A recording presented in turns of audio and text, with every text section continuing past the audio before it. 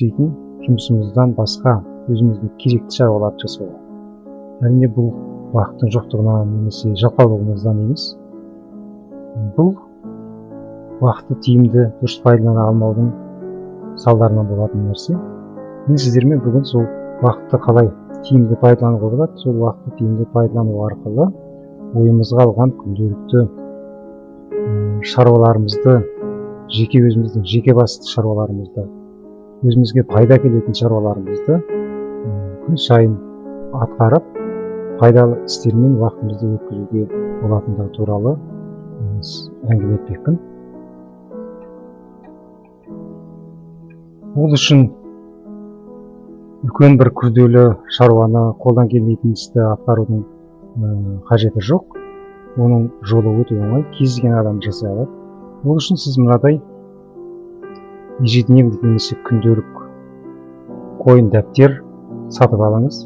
Сөйтіп, соны бірінші бетінен бастап арнап жүргізіп отырыңыз.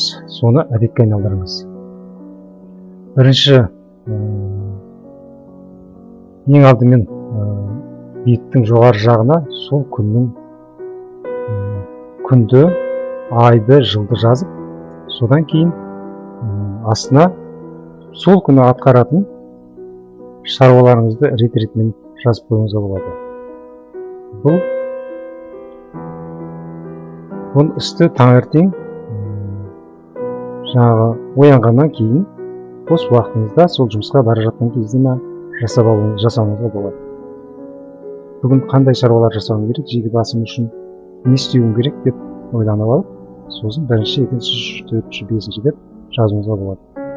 Өзіңіздің жеке шаруаларыңыз әрине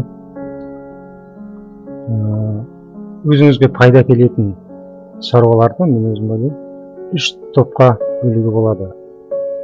Бұл жұмысыңыздан тыс күнделікті істейтін, жалақы алатын жұмысыңыздан тыс өзіңізді дамытуға, өзіңізді жетілдіруге арналған шаруалар болу керек. Ол қандай топ, қандай шаруалар болады? Ол бірінші физикалық жағынан даму. Бұл физикалық жағынан даму дегеніміз сізді өзіңіздің денсаулығыңызды жақсартуға, сол арқылы жұмыс қабілетіңізді арттыруға жағдай жасайтын нәрселер. Өйткені денсаулық болмаса, сіз жұмыс істей алмайсыз. Жұмыс қабілетіңіз болмайды. Бірінші байлық денсаулық деп қазақ тек айтпаған. Сондықтан осы бағытта жұмыс істеуге сіз көңіл бөлуіңіз керек болады. Жаңа күнделікке, ежедневникке, мысалы күн сайын таңертең ерте тұрып,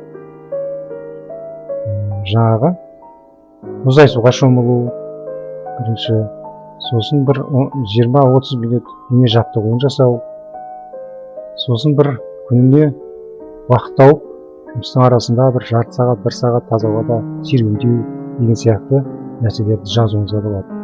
Себебі мұның бәрі де сіздің денсаулығын жақсартуға, физикалық жағынан дамытуға жағдай жасайды.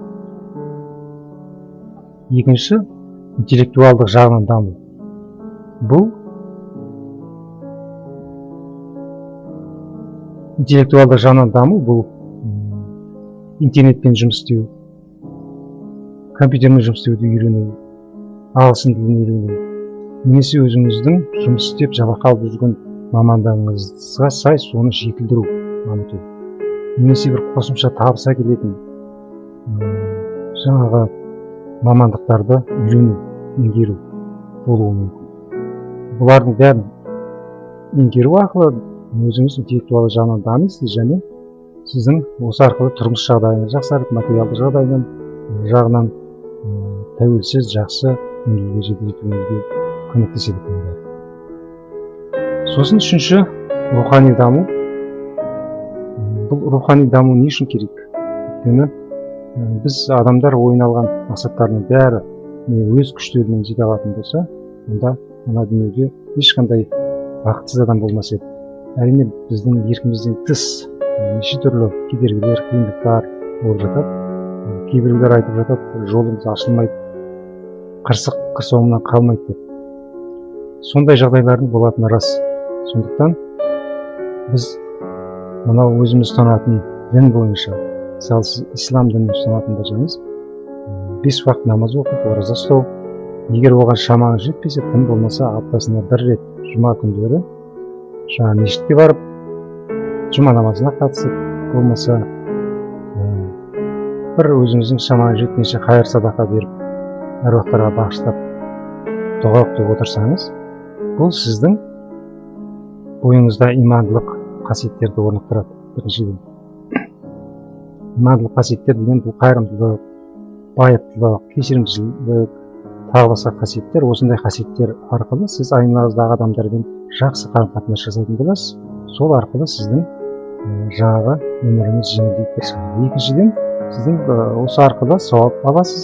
Сол арқылы сіздің жолыңыз ашылып, ойыңызға алған шаруаларға, мақсаттарға жетуге жағдай болады. Міне сондықтан осы 3 бағытта жұмыс істеу керек. Соны сіз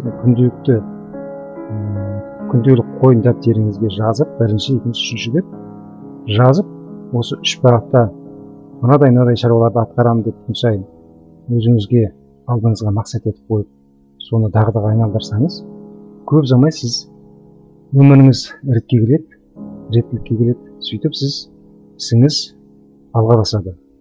Сіз тек қана күнде таңертең механикалық түрде оянып, робот сияқты кәдімгі, содан кейін жуына салып жұмысқа барып, жұмысыңызды істеп, кешкісін үйіңізге қайтып келіп, теледидар көріп, сосын жатып, ұйықтап, осылай күнде осындай бір шаруаларды жасап, өзіңізге ешқандай пайда келтірмейтін, денсаулығыңызды да жақсартпайтын, материалдық жағдайыңызды да жақсартпайтын жаңағы істермен айналысып жүрсеңіз, онда өміріңіз бос өтіп кетеді.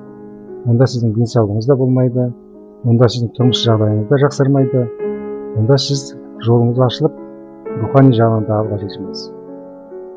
Және сіздің тіпті өзіңізге жеке бас шаруаларыңызды атқаруға уақытыңыз жетпей кейде жұмыс басты болып, жұмыстан шыға алмай жатасыз.